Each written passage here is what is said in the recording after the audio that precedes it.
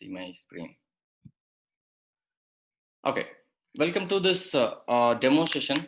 This demo session is sponsored by Cloudshine Training Institute, and we have this 2-day free demo session.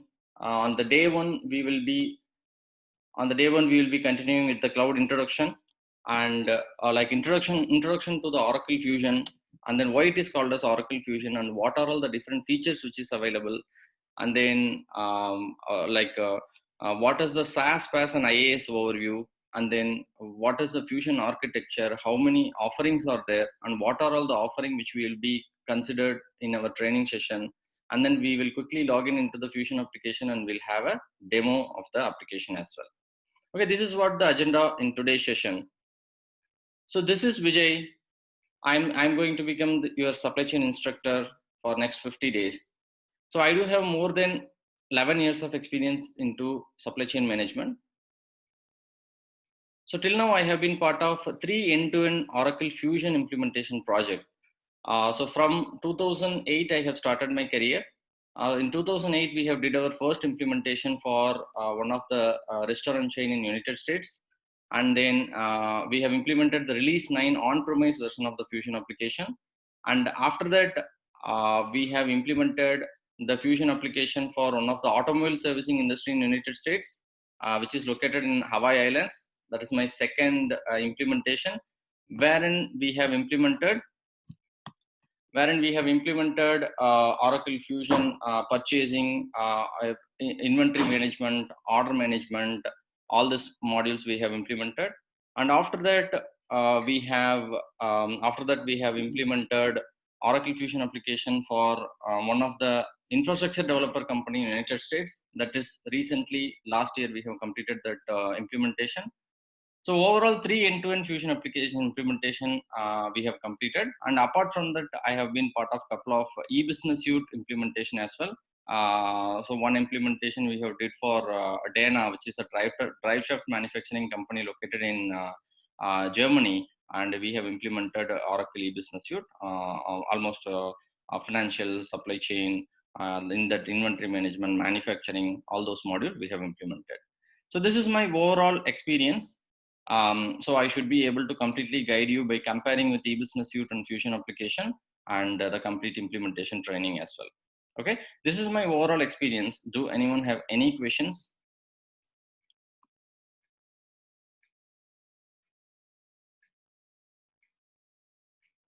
Are you guys able to hear me? Yes. Okay, cool. So like I could see like a few of the person Rohit and Ajay is unable to hear me. Rohit and Ajay, is the issue resolved? Are you still facing some problem? Yeah. I'm able to hear now. Thank you. Okay, I fine. had some issue with the mic. Yeah. Okay, no problem. And Govardhan, you are able to hear us? Yeah, I can hear you. I just joined. Yeah. Okay, no issues. Okay, I hope everyone is able to hear. Okay, so today we'll start with this demo day one. We will go into the cloud introduction. So some of the people have already attended the demo. So you can very well ask more questions, and then you can if you have any further questions also, you can just pop it over here, and then you can let us know. So first thing which we are going to understand is why it is called as a Oracle Fusion application. What does this terminology mean? So the Fusion means combination of multiple things. So this Fusion application is also a combination of multiple things. So we know, okay, 1 minute. Yeah, so we know this Oracle Fusion application is combination of multiple application from the market. So we know e-business suite is very good in financials. PeopleSoft is very good in HRMS. Siebel is very good in CRM, customer relationship management. JD Edwards is very good in procurement. But all these applications are, earlier it is not an Oracle application, but in the recent years Oracle have purchased all this application, and they have mainly to incorporate all this functionality into into the Fusion application. Okay, that is the main reason Oracle have purchased. E-business suite is the home product of Oracle Fusion, Oracle, and then PeopleSoft, Siebel, JD Edwards, and not only these three, we have 20 plus products is acquired by Oracle, and they have included the best-in-class functionality from those products into Fusion application. So that is the reason this particular product is called as mother of all ERP. And then now now actually the consultants from PeopleSoft, consultants from Siebel, JD Edwards, all these consultants are learning Fusion application because the Fusion application will be the near future for them. Because the person who is using PeopleSoft, after a couple of years, the PeopleSoft's support may be ended. Then at some point of time, they should come into Fusion application. So now, in my current implementation, we are doing an implementation for an oil and natural gas industry as of now, and that industry already has the e-business suite in their business. But since the support is going to end in another 1 year, so again, that company had decided to implement the Oracle Fusion application, and we are actually moving from Oracle EBIS, and we are doing a greenfield implementation of Oracle Fusion application to that particular company. Okay, so I will be sharing about my experience, and then what are all the issues which we face in the project with respect to each and every topic. So all those things will be covered in our training session. Okay, so these are all the different applications which are combined together to form the Oracle Fusion application. And then like there is a myth that after eBusiness Suite R12 version, we will directly come into the Fusion application. So it is not like that. So even for another 5-6 years, if you want to continue to use the eBusiness Suite, you can use. But at some point of time, since the support is over, there will be a roadblock, and then definitely people should come into Fusion application. Okay, and then now we are in release 12.2, I think 12.2.4 or 6. That is the latest application of eBusiness Suite. But the latest application of Fusion application is like release 13. We are in 20B. Okay, release 13 is the latest release. The sub release is 20. So the 20 means 2020. So every year they will just give a new release. So 2019, earlier it is 19A, B, C, D. So we can, that A, B, C, D is just a quarter. So A, B, C, D, 4 quarters will be there. And then now we are in second quarter of 2020. So 2020 A is already upgraded, and now 2020 B is there. Okay. So this is what the releases are. So now after the eBusiness Suite, we will not directly come into Fusion application. We have to do a greenfield implementation of the Fusion application. Okay. So if you have any questions with respect to this, you can just let me know. Anybody, any questions? Vijay, what does greenfield implementation mean? Sorry, I did not hear you fully. Is the question is like, what is the greenfield implementation? Yes, Vijay. Okay. So the greenfield implementation means you have to do it from the scratch.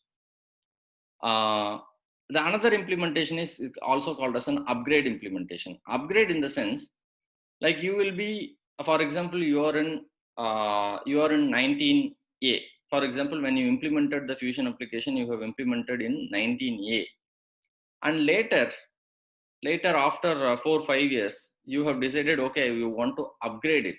Okay, you want to upgrade it. Then, like with respect to Fusion application, like it should be upgraded every 6 months at least, because there will be new features which is coming in. Some of the issues will need an upgrade so that the issue can be fixed, so that the Fusion application will be automatically upgraded after getting the confirmation from the client. But if you consider earlier days, release 11 is there. Release 11 is one of the version, and release 12 is the latest version of eBusiness Suite.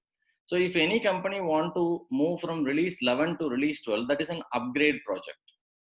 Okay, that is an upgrade project. That is also an implementation project, but that is an upgrade project when you move from one version to another version of the same application.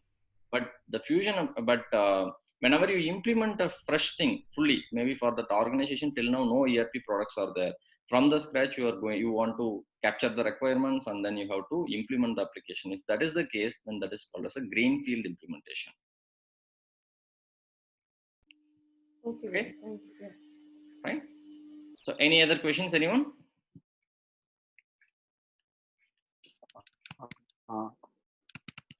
Vijay, suppose if we want to implement from Oracle EBS R12 to Fusion, will data also will be same database, or again it will be like a fresh implementation in that case?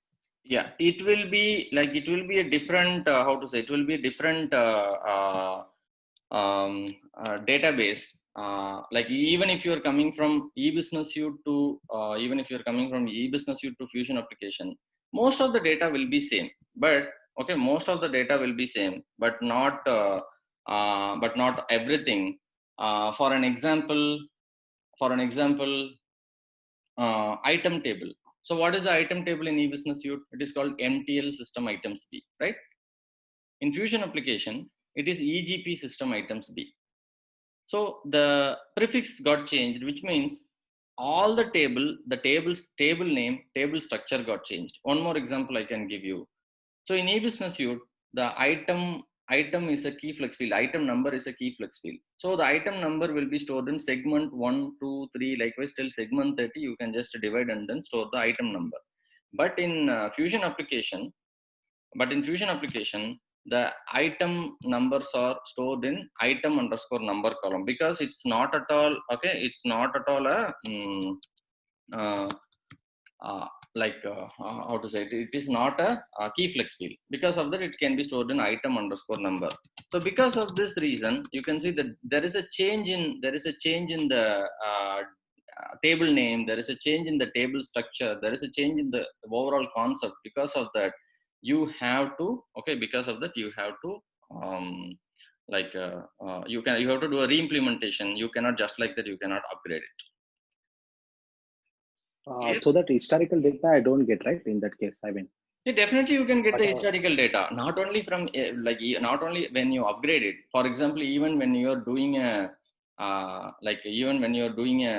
re-implementation, we will get the historical data. We will just do the data mapping. In your current system, maybe you have you have the sales order. So you want to bring for last 5 years historical sales order. Yeah, definitely you can just bring it. But you have to just do the mapping. So you have to take the corresponding column from the current data, and then you have to map it to the future columns of the Fusion application data, and then you can just load it. Definitely we have to bring the historical data as well as part of the implementation. That is part of the data conversion activity. okay. So do we have any tool for that, or it's like a manual activity, like conversion? How we do? Yeah, For like, we have a tool. So in Fusion application, we can do it through FBDA, file-based data import. First, we will just download all the data from your current system or any other. Maybe currently you are not using any system. Then at least they will maintain that in Excel, or they will maintain that in the Access. So at least any application they will use it. So we have to download the data from there, and then we have to do the proper column mapping, then upload the data into Fusion application using the FBDA, file-based data import. And as part of our training, we are going to see that process as well. How to put the I data mean, into like, FBDA. I mean to say, right now we are already in EBS. I want to move to the Fusion. It's like, again, to bring, I need to extract each and everything, like suppliers, payments, every invoices, everything I need to extract from the EBS, and need to do manually transfer using FTP. I mean, whatever. That's right. You are right. So you should have It's like extraction. manual activity, right? Yes, Everything. that is a complete manual activity we have to perform. I think exactly you have our scenario in our current implementation Even the project. setups. Sorry. Okay. Yeah, in our current I mean, implementation including project all the as well. setups, whatever. Yes. In our current Okay. implementation project as well, we are moving from eBusiness Suite R12 to Fusion application. So we are doing the complete data conversion. We will extract all the supplier, customer, item, okay, everything from the current system, and then we will just we are loading that into the Fusion application after doing proper data conversion or proper data mapping and transformation. Because some of the concept in because if I want to give an example, in eBusiness Suite you have the blanket purchase agreement and blanket releases, but in Fusion application we do not have the blanket release concept as well. So you have to download the blanket releases from eBusiness Suite, and then you have to convert that into a purchase order data for Fusion application. Okay, so because of that, many places a lot of manual intervention is needed. You have to download the data, do the proper data mapping, data transformation. Then you have to put it into the FPDA and then load it into Fusion application. You have to do that. Okay. So I'll just like to ask whether these type of projects we are getting curiosity because in R12 will it be completely closed or like for example last 10 years or 11 years I'm working on Oracle EBS. Will all the clients will be moving from Oracle EBS to Fusion? Is it mandatory from Oracle or Not immediately. It will not happen immediately. It will be happening in a phased manner based on the customer. Even though when Oracle says we will stop the support by mid 2021, but they will say these are all the priority customers for which they will provide a support. But for the additional charges, the customer will look to pay for additional charges, and they want to extend. Because rather than going for a new implementation, they want to sustain in that ERP for some more year. So what they will do, they will just pay for some additional fee and then request for the support, or they will just build a in-house support team. See, anyhow, like for it will not suddenly within next year, every EBIS customer will not go into Fusion customer. So even we know certain companies are still using 11i, Oracle e-business suite 11i still they are using. Likewise, at least so maybe 50% of the customer will continue to use the ERP application based on certain help, or they will build a in-house support team. Likewise, they will do it. But who implemented the few e-business suite application long back, and then they want to use the latest technology, such companies definitely they will move into Fusion application. Okay, thank you. Okay, fine. So any other questions, anyone?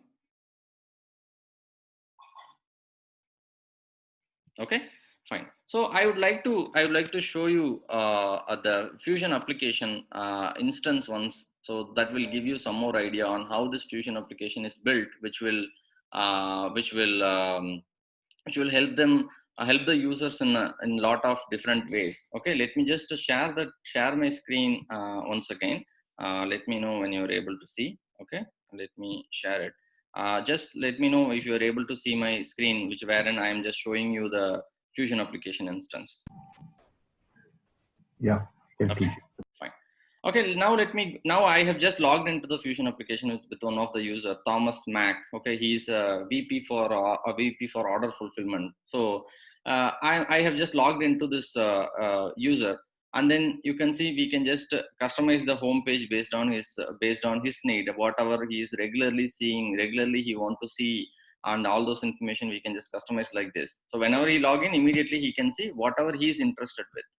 So now let me get into the home page, and then here I'll go into order management, and then let me go into order management order management module. So you can see when I go into the order management module, so this kind of info tiles. Okay, this kind of info tiles will be there. Each and everything is called as a infolet or info tile.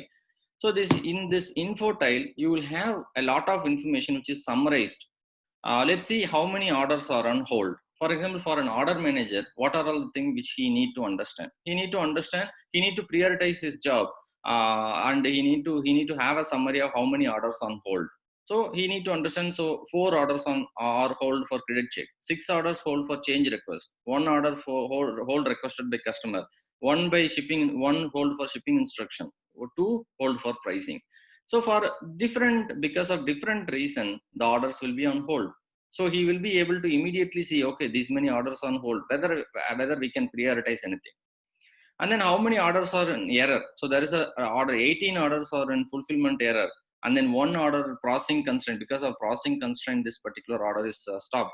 And then 56 orders, it is in fulfillment task error. So he should definitely look into these orders and try to resolve this error so that the orders will be progressed. And then how many draft orders in error? This is not submitted, but when they create itself, before they submit itself, it went into error.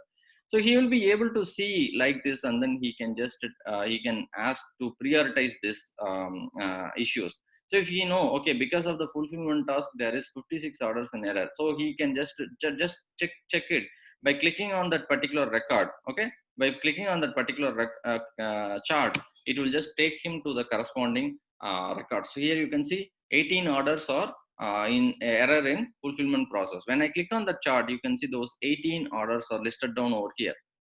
So he can open that order and he can verify what is the issue. Then he can just troubleshoot that issue and resolve it, or he can ask the technical person to troubleshoot and resolve that particular error. Because for that order manager, he should not see any orders in error. Every order should progress properly. So he will be able to immediately act upon this record. And then when I go into order past due, how many orders are past due, which should be shipped, but it is not yet shipped. So it shows over like almost 123 orders are past due, which is not yet shipped. And it's, you can see over 14 days means there are more than 14 days of delay in shipping this order. Since this is a demo system, we have this data, but in real system, even there is a delay of 4 to 5 days, then those orders are considered of very high priority, and they can look into this order and they can correct it. And how many orders are back ordered? Back order means when customer requests 10 quantity, but when you try to ship, you have only 8 quantity, and when you ship only 8, the remaining 2 quantity will be a back order. That order that will be created as a back order. So how many orders are similar back order and back order status? You can see there is only one order which is in back order status. And then how many orders in Geopody? Likewise, Geopody means how many orders in issues, which is delayed more than 100 days. This order is medium is delayed more than maybe 20-30 days. This is delayed more than 5 days. Vijay, can you please explain back order once again? Sorry, I could not hear you properly. Okay. So coming back to the back order, for example, we are going to see them in very detail whenever we go into the corresponding module. But now I am trying to explain the infotile information. Okay, since you asked, like I would like to explain that as well. So what is the back order? So in case you ordered 10 quantity of maybe for example, you ordered maybe 10 quantity of laptop in Amazon. But when they try to ship that order, they have only 8 quantity of laptop in their inventory. So they will call you and say, we have 8 quantity, shall we ship? You will say, okay, immediately ship 8 quantity. So they will ship the 8 quantity.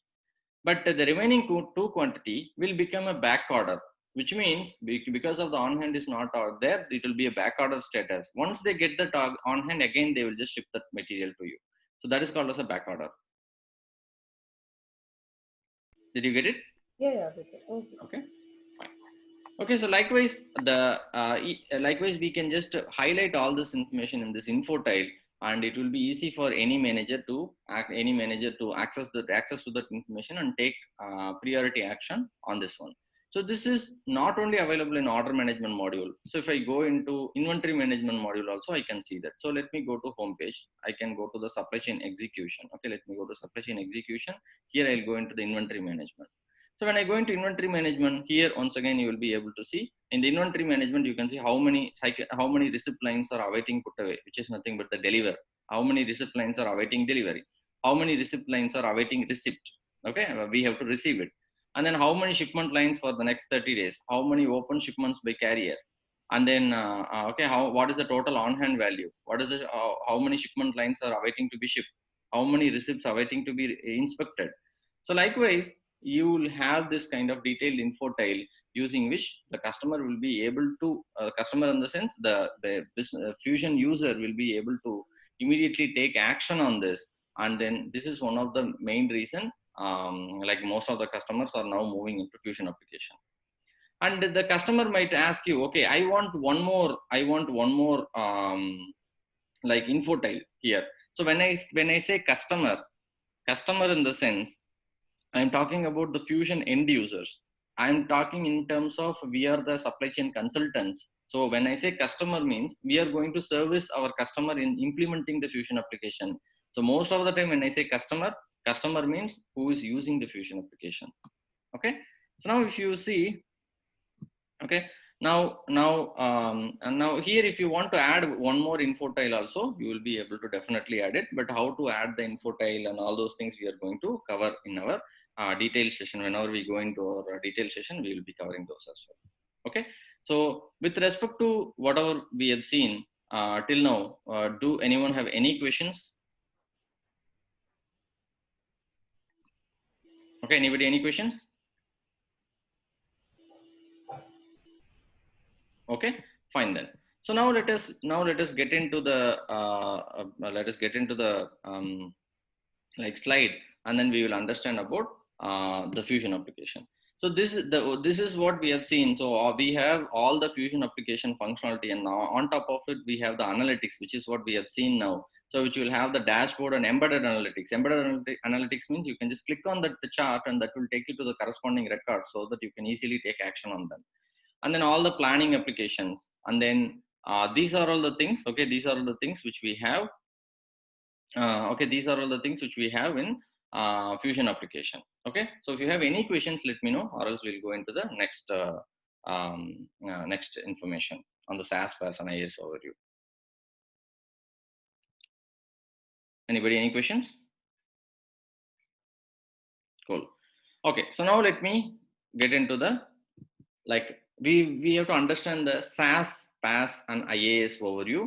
So okay, what is this? First, we need to understand what is the cloud, and then what is the cloud, and then what is the on-premise system. So the on-premise system means you will install. Okay, you will install the application. Okay, 1 minute. On-premise system means you will just install the application in your laptop or in your desktop. That is the on-premise application. So wherein you will download the software, and then you will install your application in your own, okay, in your own infrastructure, which means you will have a how to say, you will have a servers and storage you have to purchase, and then you have to maintain, and then in that servers and storage you will install the software. That is an on-premise system. So the eBusiness Suite application, eBusiness Suite R12, is an on-premise application. Even if you want to put that in a cloud application, definitely you can put it into cloud. But the application is an on-premise application. Basically, even if you put it into a cloud, you have to get a cloud storage from Amazon or Oracle, and then in that cloud storage you have to install your application. That is an on-premise application. Then in the on-premise application, we have certain issues. Like you have to purchase a lot of storage and server. At least you have to pay in millions to purchase that one. So it isn't even to buy a laptop, how much we are spending? At least $1,500 we are spending. So for in a company where at least 300-400 people want to access the same application, and then for 300-400 people, the application should respond. See how much powerful system they have to buy. At least 10 million or 10 to 20 million they have to spend so to purchase the servers and storage. And then on top of it, they have to maintain the team to maintain a team to maintain that infrastructure. So in case if there is a disk which got into error, or if there is a cable which got disconnected, maybe because of some rodents, they have rodents or rat which had cut the wire. So they have to maintain that infrastructure properly so that they can maintain the application as well. So that is additional charges are there. Then they might incur in charges of like maintaining a database administration team. So then on top of it, they will incur charges in maintaining the application maintenance team. So all this thing combined together to form a lot of investment as well as a lot of running cost for them. So that is one of the drawback in the on-premise system. Okay, but only one benefit we can say is in on-premise system, you can maintain your data in your own laptop. For example, you have your personal data. You will be happy in case if that is available in your own laptop or mobile rather than if it is available in cloud. But in reality, even your mobile or laptop can be easily hacked by a hacker. But none of the cloud storage, it is not very easily hackable. And then now recently you might have heard many virus came, ransomware. Likewise, many virus came. But we have not heard that any of the cloud infrastructure is hacked by the ransomware. We have seen many on-premise systems are hacked, but not any of the cloud storage is hacked. To my knowledge, maybe if you have come across, you can just share as well. Okay, this is called as an on-premise. So to overcome this issue with the on-premise, we are going into the cloud, and in the cloud we have three types are there: infrastructure as a service cloud, platform as a service cloud, and then software as a service cloud. So in the infrastructure as a service cloud, so you will purchase only the infrastructure, like you will purchase the server, storage, networking, and then the virtualization, which means it is something like a Google Drive. So they will give you the space where you can install your operating system. Then in that operating system, you can install your database. Then on top of it, you can install your application as well. That is the Fusion application, wherein you have control over your data all the small applications which is running over there, and then all the the database, and then the Fusion application as well. Other than Fusion application, you can put your own other application. Maybe you can install your Photoshop over there, and then you can link it with the Fusion application. Likewise, you can do. So that is the use of infrastructure as a service. Okay. So any questions with respect to infrastructure as a service or an on-premise? Anybody, any questions? Okay. So the next one is the platform as a service. In the platform as a service, you will have the operating system, you will have the like the middleware, and then the runtime. Even this is provided by the service provider. So in the platform as a service, in case if you want to install your own application, you cannot do it. In case, for example, you want to install the Photoshop as well, Photoshop and some other application, analytics application, you cannot do it in platform as a service. You have to get the infrastructure as a service where you can install your own application. But in a platform as a service, you will have access to the database, you will have access to the Fusion application, so you can do all sort of customization over there in the platform as a service. So in Fusion application, if you want to do any customization, you have to go with the platform as a service. Clear? Any questions, anyone? So mostly right now, which you are working on, most of the clients, which one they prefer, platform as service or on which one they mainly, like most of the clients they will accept? Okay. Any customer who come into Fusion application, definitely they should go with software as a service only. They cannot directly go to platform as a service. That is not at all possible. So if you talk about the software as a service, everything is taken care by the service provider, who is Oracle. They will provide you only a link, username and password to access it. You do not have access to their servers and storage. You do not access to their software operating system. Even you do not access to the database or application. Everything is taken care by the service provider. So even if you want to access the database, you have to just access it through the BI publisher only. Okay, you have to access it only through the BI publisher. You cannot, okay, so you have to access it only through the BI publisher. You cannot access it using the Toad or SQL developer. That is not possible. So for any customer, if you want to use the Fusion application, you have to purchase the software as a service only. But on top of it, if the customer is asking, okay, I want this customization. For me, I need a custom page. In that custom page, I should be able to see the overall picture of my supply chain completely. If I enter an order, the complete order's history should be there. And then in the same page, it should be there. And then if I enter an order, how it is fulfilled, whether it is fulfilled by the supplier, then in that case, what is the status of that order? I want to see that in the same page itself. Likewise, the customer wants a simplified page wherein he want to link all the supply chain system and he want to give one complete dashboard. Likewise, if he has a requirement, then if you want to build that page, we have to get a PaaS offering. And then in that PaaS offering only, we can just build all the customization, because here only we have access to the application, and then we have access to the database. So you can create your own table, you can put the data, you can create your own page, and then you can use the data to display that information into the page. Okay, so for any customer which we implement, definitely 100% we have to go with the software as a service. That is prelims or prelims requirement. Definitely we need this. Then on top of it, if they want the customization, then they have to purchase the platform as a service only. The platform as a service also. So at a high level, if I want to give the pricing, per month, if you can spend 1 lakh rupee, you can have a software as a service. That's not an exact price, but that's more or less.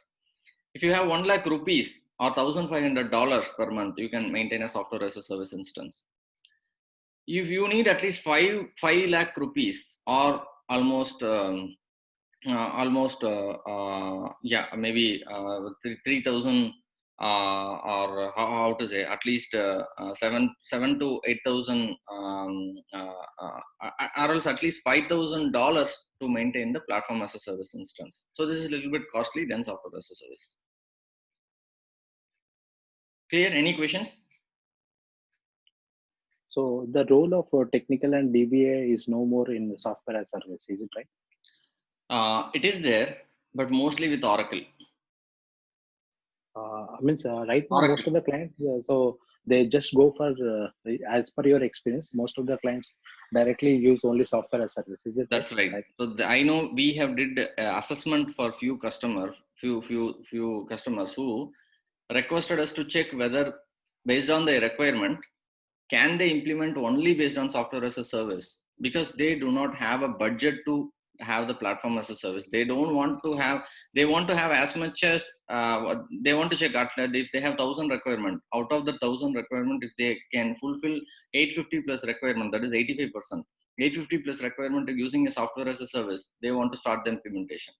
But based on the requirement we gathered, only 65% we are able to achieve it in software as a service. Almost at the 35% we have to go for the PaaS, because their business is a little bit complicated.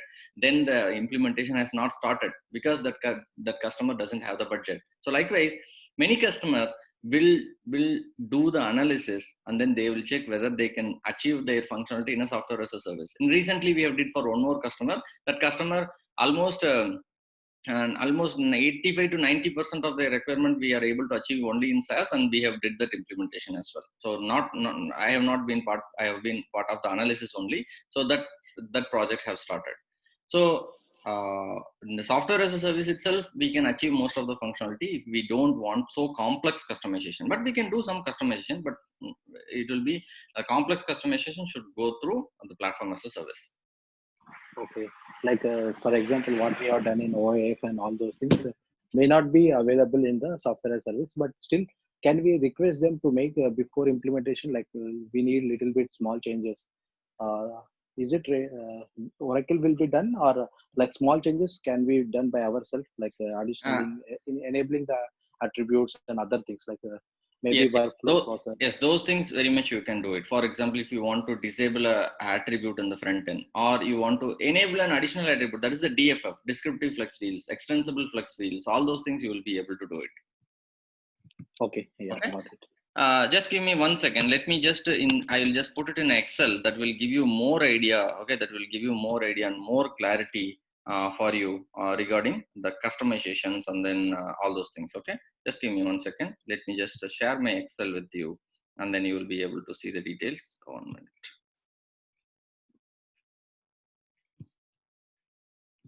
Okay, let me know once you are able to see my Excel. Yeah, we are able to. Okay, fine. So now let us talk about the RISE component. That will give you more idea. Okay, I want to like cover this, then I can cover the or like the SaaS, PaaS, and IaaS overview here. So this is one of the very important thing which you need to understand with respect to Fusion application, because any client for whom you are working, definitely the first thing which we have to take care is the RISE component, because standard application will work as it is. You just need to do the proper configuration, the application will work. But how we are going to achieve all the customization, that is one of the things which you need to understand. Based on that, you will get an idea of how you will be doing the implementation. So they will call it as a RISE. Okay, for R means reports. R means reports, and then we have integrations, and then we have conversions. Okay, and then we have the extensions. So how we can do it in SaaS, okay, how we can do it in SaaS, and then whether we can do it in PaaS. So that's what I'm going to give a quick comparison. So the reports, if you want to build any report, you can build any complex report in BIP as well, which is nothing but the business intelligence, okay, business intelligence publisher. You can just create any complex report within the BIP itself. So we don't need any PaaS. Okay, but only one drawback is you cannot create, okay, no staging table or no temporary table you can just create, because for some complex report in e-business suite, we will just create some temporary table and we will just update the data into temporary table. Then again we'll do some data massaging, and then finally we'll develop the report, build the report.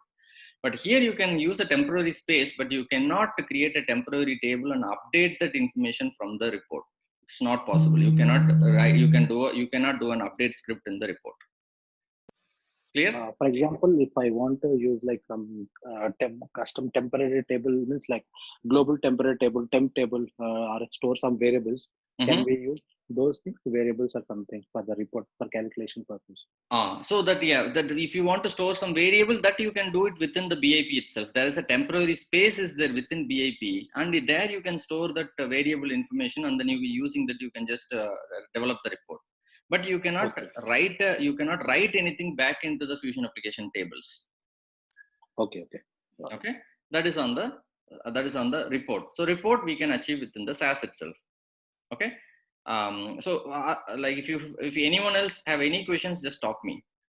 Then next one is the integration. If you talk about the integration, so in the integration, it will be like if it is a simple integration. So we have the REST API or web service call based integration, which means you can just call the REST API from outside Fusion application. Maybe if you want to create a purchase order, so create purchase order, REST API will be there. You can just call the REST API, but you should use a Java pages to call that. From the Java pages, you can just call a REST API by providing all the parameters. Who is the supplier? What is the item? What is the price? All those information you can pass it. Then this REST API will be able to create the order, and then it will send back the purchase order number. It's very simple. This kind of integration can be done within SAS itself. But if you want to do a file-based integration, okay, file-based integration. So wherein the data will come through a file, you have to read that file and put it into a table. Then once the table is validated, then you have to insert that into the purchase order table. If you want to do that kind of file-based integration, definitely you have to use the PaaS only. You cannot do it in SAS. Here, any questions? Okay. So next one is the conversion. So in all the conversion, you can do it using the FBDA itself. FBDA means file-based data import. Okay, file-based data import. So in the file-based data import, you can just create your, you can load the data into the Fusion application. So you don't want to develop a custom program in Fusion application. But if you want to do a custom validation program, because your data will be, your data always will not go with the standard validation. It cannot be captured using standard validation. You should also have some custom validation as well. If you want to have a custom validation for your data, then you have to use the PaaS only. Using the FBDA, you can do only a standard validation. The item import job will only validate the data before it enters into the system. But before you enter into the interface table itself, if you want to validate your data, then for that a custom validation program is needed. That can be done using PaaS. Okay. So that is on the conversion. Then lastly, on the extension. Extension means like if you want to create a custom page, okay, custom page and custom functionality, if you want to create that, you can do only in the PaaS. You cannot do it in SAS. Okay. So when you see this matrix, you will be able to understand what you can achieve in SAS and what you can achieve in PaaS. If you have any questions, you just let me know. Vijay, can you please enlighten us on REST API and web services? I mean, not every system, not every third-party system can be called via REST API and web services, right? I mean, and what are the prerequisites for that? Can you please elaborate a bit on that? Yeah. So this integration, this REST API and web services, not all the application. Now, if you take any mobile application, let's take you are creating a mobile application. In that mobile application, let's take this Amazon. You have a mobile application also you have. So whenever you log into mobile application, you go to your username, and then you say my orders. When you click on my orders, you are able to see all the list of orders which you have placed the last 6 months. So how you are able to see? So that is an example of a REST API, or that is an example of a web service call. So from your mobile, okay, that's a mobile application which you installed in your mobile.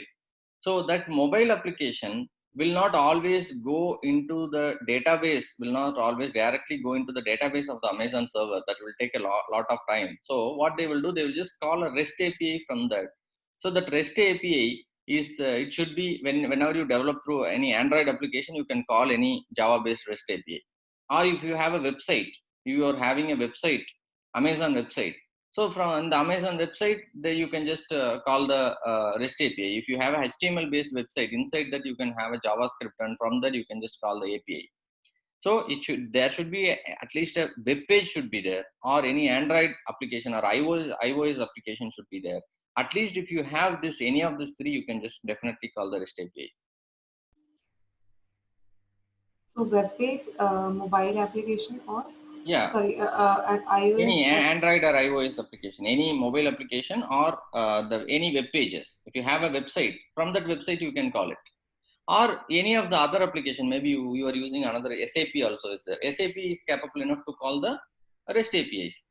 You are using Microsoft Dynamics. Microsoft Dynamics can do the REST API. Any application, most of the application which is available in the market has the API features. Okay. Okay. Any other questions, anyone?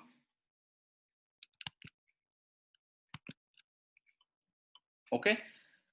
Okay, let me share the PPT once again. So now we have seen the differences between the SaaS, PaaS, and then the IaaS overview. And then we are going to completely work on the SaaS model. Our complete target will be only SaaS, because if you want to learn the PaaS, that is completely technical. You should learn PLSQL, Java page development, REST API development, web service development, all the integration, customization. Only those things will be done in the platform as a service. There will be PaaS consultant who will be completely doing the architecture on the RISE components.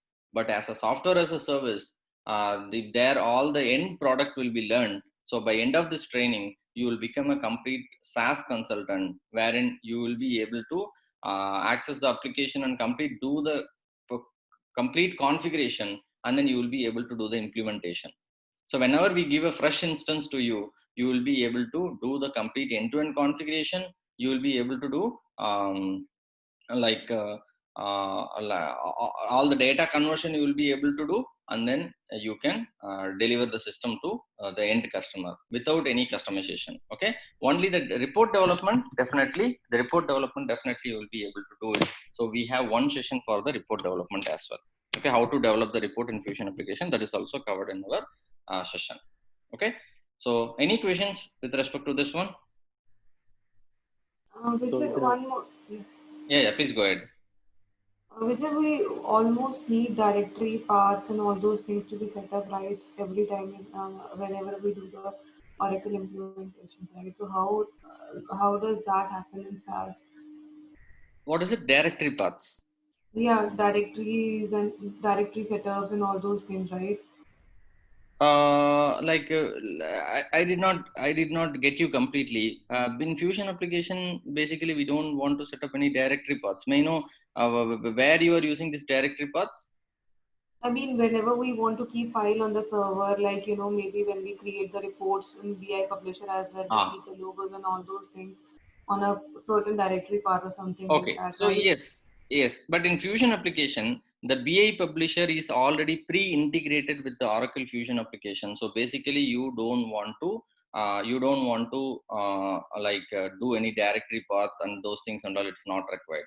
Maybe when the PaaS integrations or PaaS customizations are done, so there it may be required. Even I'm not very sure. That is a little bit on the technical part. But with respect to the SaaS offering, when you develop a report, or for any other activity, you don't want to set up any directory paths and all. It's not required. The BI Publisher is pre-integrated with the software as a service system. Okay. Anyways, we will be doing the end-to-end report development as well. There you can understand how I am developing the report, and then that will give you more idea about it. No, not particularly about that, right? I mean, you have standard objects given by Oracle, standard packages given by Oracle, right? They're always present on the in some standard directory. So that is standard path probably, right? So whenever a patch is applied and Okay. by Oracle, right? Those. Yeah.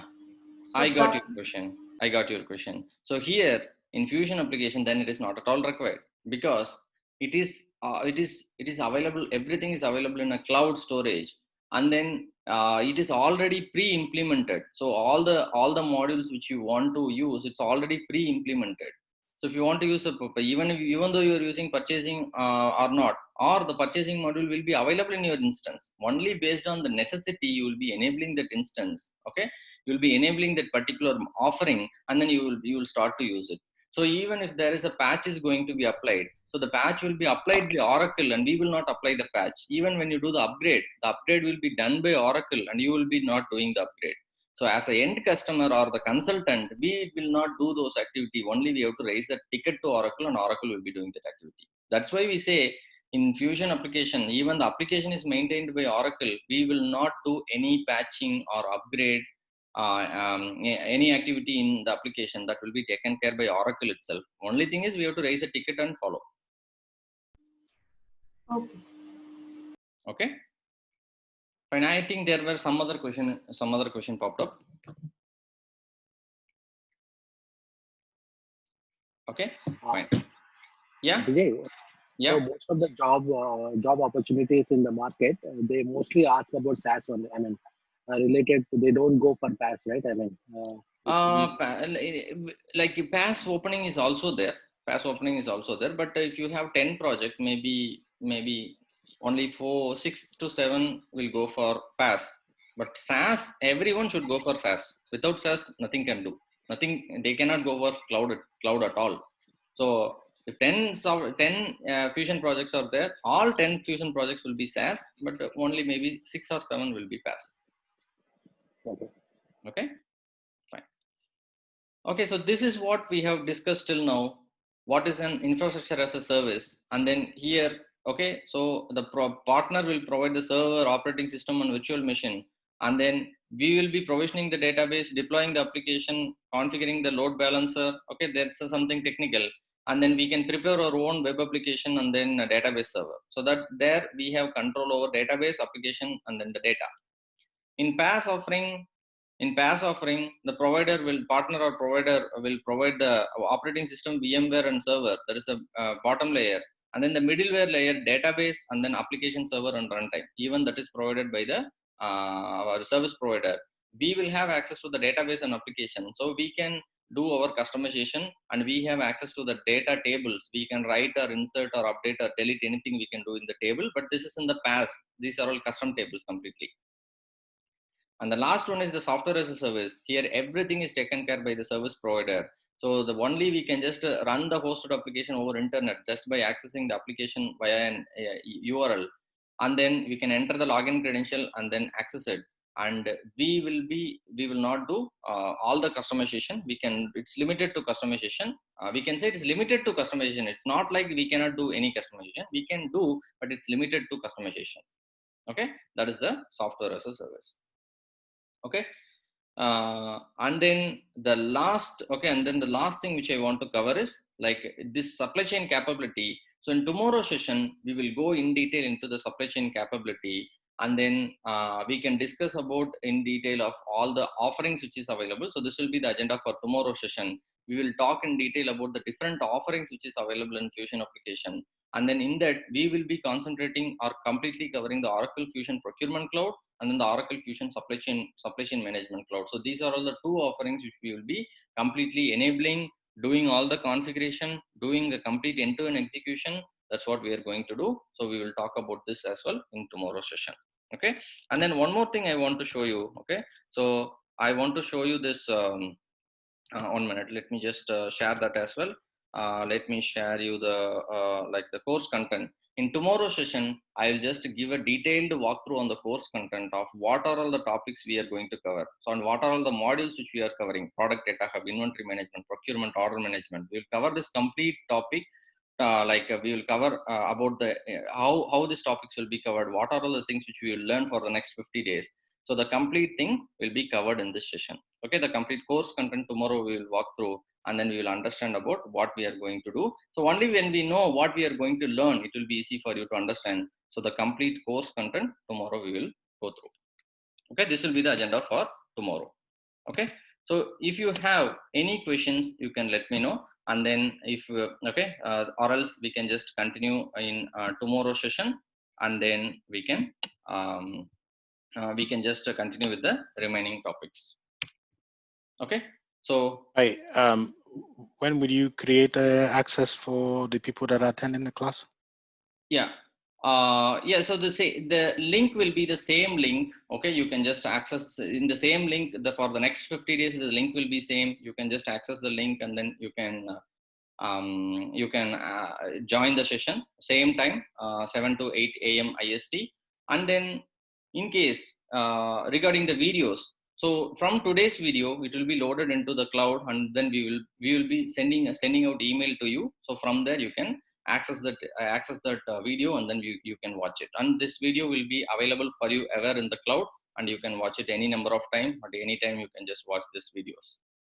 And then we will provide all. I was actually referring to the instance access. Okay, so you're talking about instance access. Okay, instance access also we will be sharing it with you today, and you can just you can access it and then confirm us. Okay, whether you are able to access it or not, we will confirm us. And then we will create a WhatsApp group as well. So you just drop a message to this number 8908123123. You drop a message to this number, and then we will create a group for this particular batch. And then if you have any questions, for example, whenever you are doing some practice, you get into an issue, you can just drop a message to this number with the proper screenshot, and we will be there to assist you. Probably you can give us a maximum 1 day. Within 1 day, we will be able to assist you and provide the details on how to resolve that issue as well. Okay, so you can drop any doubts with respect to instance, video access, or any issue which you face during the execution of the thing. You just drop a message to WhatsApp message to this number, and we will be there to assist you. Okay, any questions? Anyone?